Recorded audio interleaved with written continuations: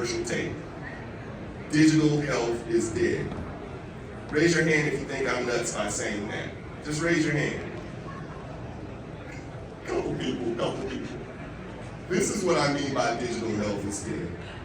When we look at the digital health space, when we break it down and we try to understand what's going on with it, the correct title would be digital health is now becoming normalized. Digital health, in my mind, the term digital health is outdated. All of us now have some type of smart capabilities to our technology, to our medtech technology. Our medtech devices aren't dumb anymore. They're smart devices. They have information that's beamed up to the cloud. You know, it's a different ballgame.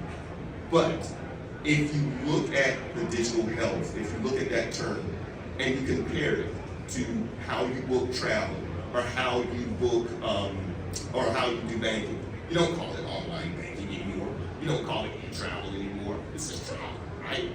You know, it's just banking. It's normalized. And we act as if digital health is special, and that's the trap that we're falling into, because digital health should not be special in 2025. Digital health should be the norm. And a failure to do so and to develop devices along that trend, you're going to be left behind. Everybody wants smart devices. And so we're seeing a boom in artificial intelligence. CGMs, continuous glucose monitors, are at the epicenter. We're seeing more cybersecurity regulations. Patients are now consumers.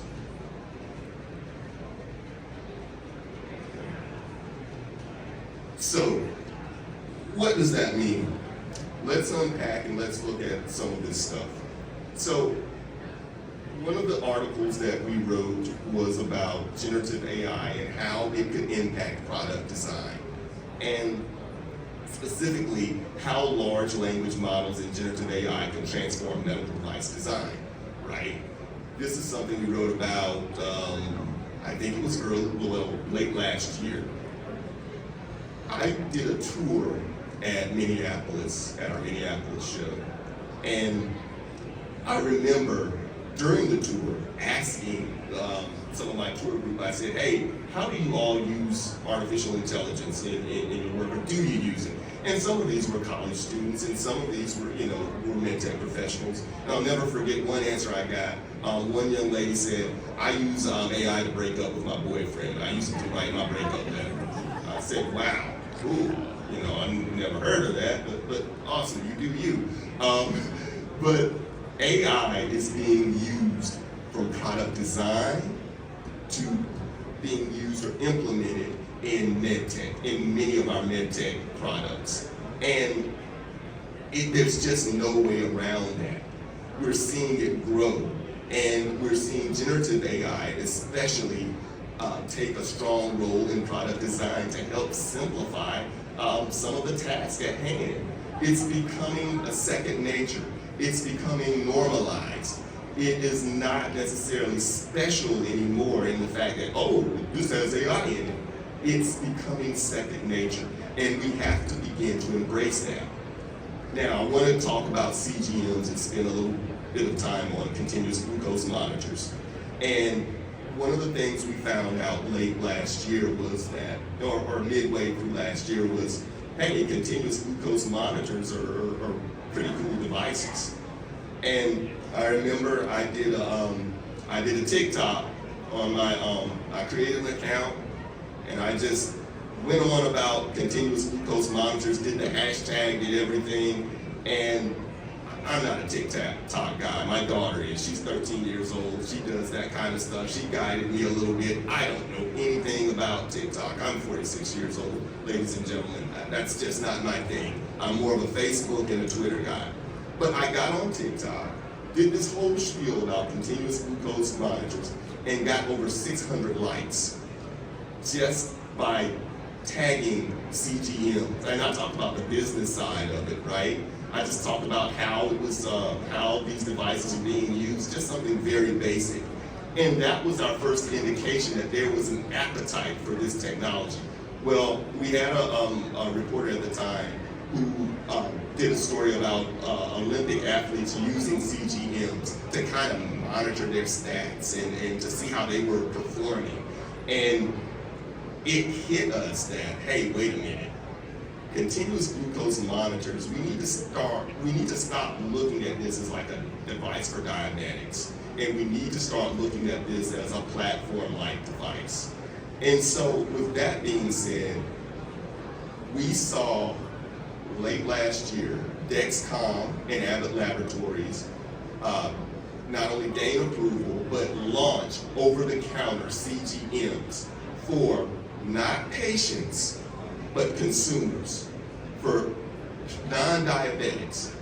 And this was a watershed moment, I believe, because this is the ultimate technology that ticks so many different boxes all at once. It's a wearable. It kind of masquerades itself as a medical device, but straddles the line as a consumer device. And the information and the data can be transferred to the cloud. There's patient data that can be stored there to give insights and let the patient, or I'm sorry, the user know how they're performing at any given time. So this technology, in my mind, is kind of, it's at the epicenter of a lot of different trends and patterns that are going on. Because when you look at continuous glucose monitors, many of them incorporate or need to incorporate a lot of different things from suppliers. You need devices that have adhesives that are strong enough to stay on you for more than, for a few days, but not strong enough to cause harm if you take them off. You also need strong batteries, technologies with long battery lives that last 15 days. So it's a mixture. This is where I think all the disciplines in med tech kind of unite around continuous glucose monitors. And it's amazing to see how this technology is thriving. And every article we write regarding CGMs, we get so much mainstream attention from them, especially the Stelo device by Dexcom and Abbott Laboratories technology. There's a hunger for over-the-counter CGMs. Now, I want to go down to talk a little bit about FDA, and FDA has recently revealed some cybersecurity recommendations. And let's face it, in this digital ecosphere that we have now, as digital health becomes normalized, as patient information is going out there on the cloud, we need some type of we need stronger regulations to make sure that there aren't cybersecurity breaches or there aren't any cybersecurity issues.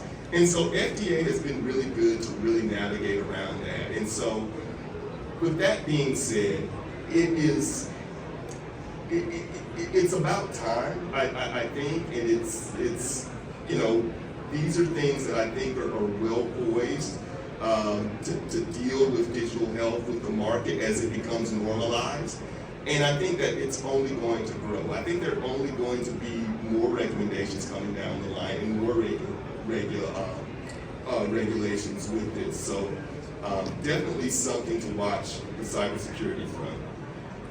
Okay.